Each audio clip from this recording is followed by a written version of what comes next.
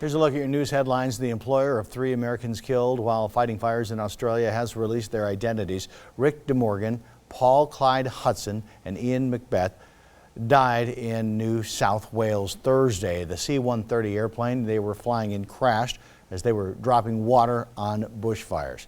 The plane belonged to Coulson Aviation, which is the company that also employed the men. It is not known what caused the plane to go down, but the remote location is hampering investigators.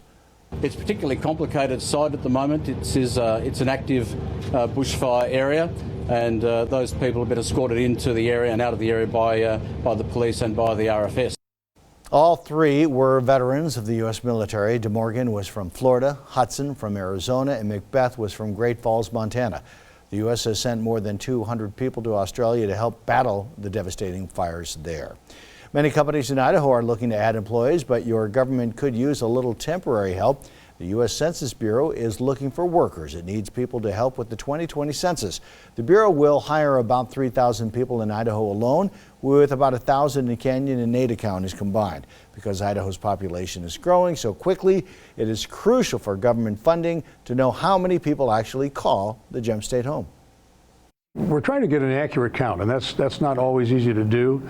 There are homeless populations. There are a lot of group hospitals, that kind of thing, apartments, where it's more challenging to find those. But to get an accurate count is the most difficult. Most of the jobs pay between $16 and $18 an hour. Idaho households probably won't begin receiving census information and forms until March. This is also the first census that will allow households to respond online. Now, Steve Liebenthal with the On Your Side forecast.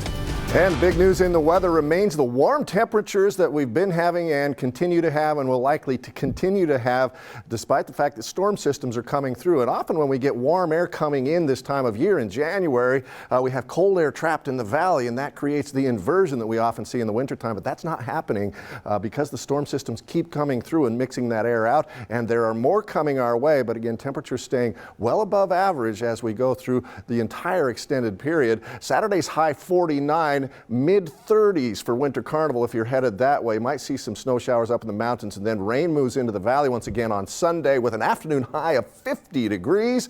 We stay in the upper 40s through Wednesday, and ending out the week, those temperatures going back up into the low 50s here in the valley, upper 30s likely in mountain locations. For the latest news headlines, up to the minute forecast, and updates from McCall Winter Carnival, go to 6onyourside.com.